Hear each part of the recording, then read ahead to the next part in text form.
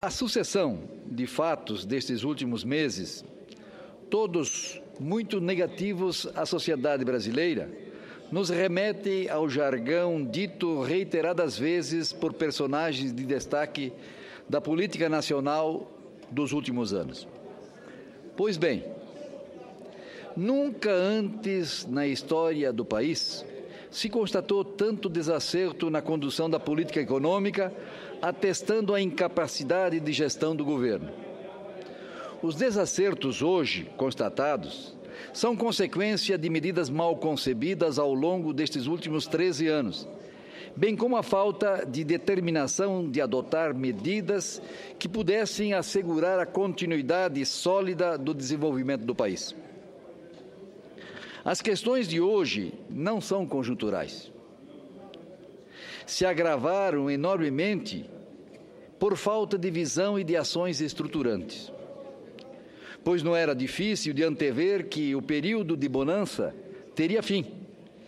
E um governo previdente toma medidas com antecipação, até porque o governo dispõe de todas as informações e projeções relativas à evolução da economia da nação.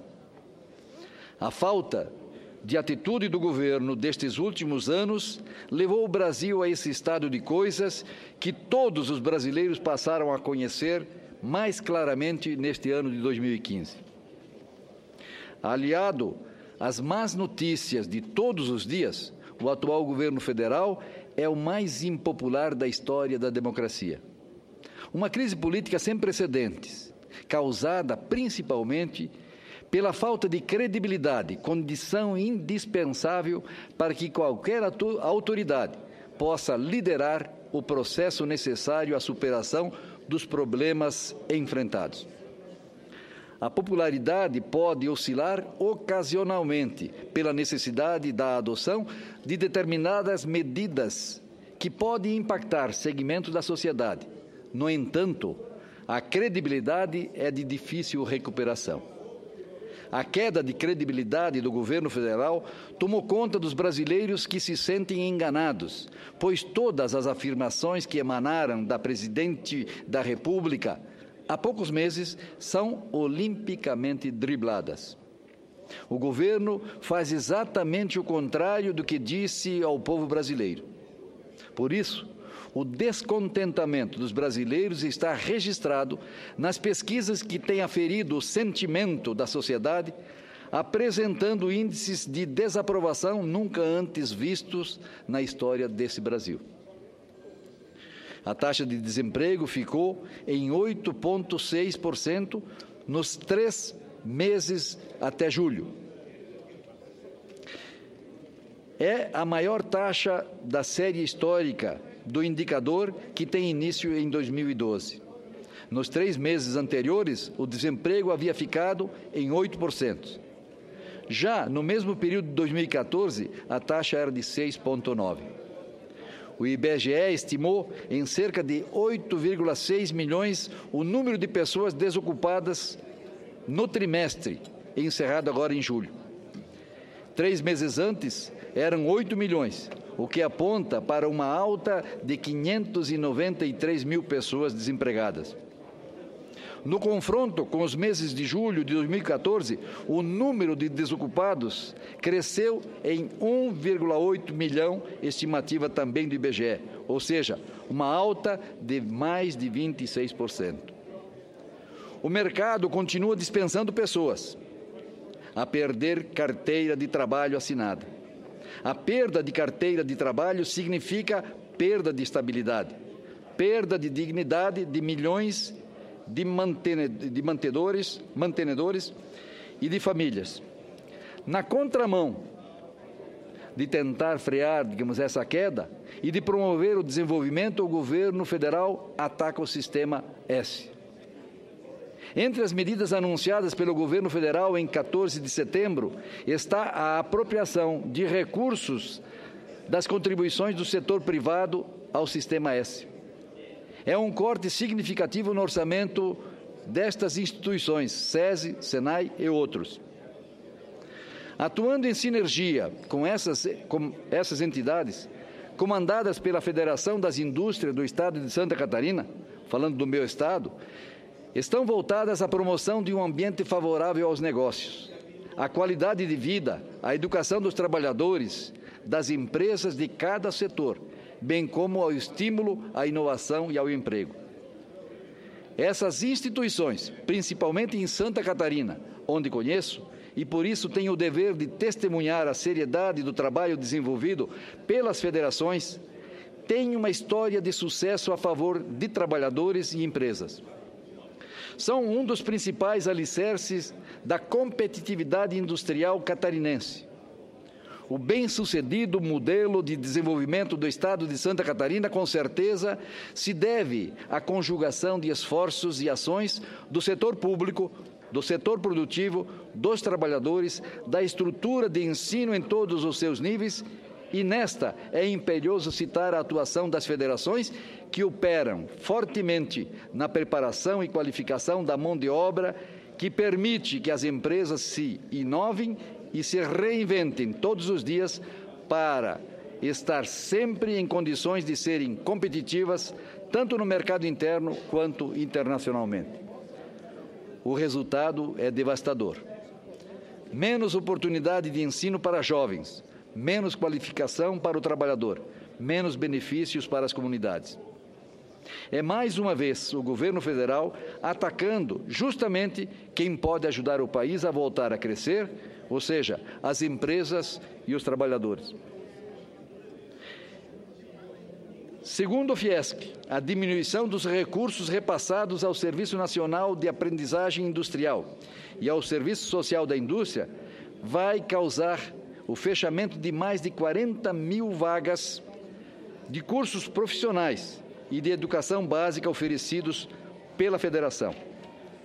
Mais de 50 unidades das duas instituições fecharão as portas e elas terão de demitir cerca de 3.300 trabalhadores no Estado. Em todo o país, mais de 300 escolas profissionais do Senai vão fechar as suas portas. Outros 735 mil alunos vão deixar de estudar no ensino básico e na educação de jovens e adultos oferecidos pelo sistema, que vai fechar cerca de 450 unidades escolares no Brasil. As duas instituições estimam ainda que terão de demitir cerca de 30 mil trabalhadores em todo o país. A gravidade da crise exige ação e nós aqui, nesta casa, sabemos muito bem disso. Precisamos de uma agenda que efetivamente apresente os rumos futuros da sociedade brasileira e da sua economia. Porém, o que não entendemos é por que cortar recursos daquilo que está dando certo e que é um dos responsáveis pela competitividade do setor produtivo brasileiro. O governo federal começou o ano de 2015 sob o lema Brasil, Pátria Educadora. Esse lema, se levado a sério, não é compatível com os já significativos cortes promovidos no orçamento deste exercício. E agora, com mais esta medida de confiscar os recursos históricos dessas instituições, que tão bem fazem para a elevação dos níveis de ensino e que tanto significado tem no desenvolvimento do Brasil. A recuperação da confiança da sociedade brasileira passa necessariamente pelo resgate da credibilidade do governo federal. E para isso é imperioso que as autoridades primem pela coerência entre seu discurso e a sua prática. O Brasil e os brasileiros clamam por isso. Portanto, manifestamo-nos frontalmente contrários a qualquer medida do Executivo que venha a retirar recursos que estão sendo muito bem aplicados por parte do Sistema S, sobretudo na capacitação e educação de trabalhadores, na educação de seus filhos e em programas de saúde e segurança do trabalhador.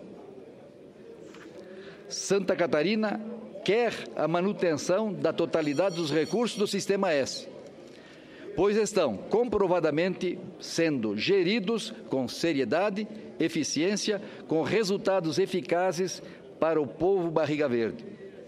Por isso, conclamo a todos os parlamentares catarinenses a fazerem a defesa desta causa, bem como a todos os parlamentares brasileiros a também defenderem a manutenção dos recursos até então assegurados ao Sistema S, pois imagino que o bem que eles representam para Santa Catarina também se reproduz nos demais estados brasileiros.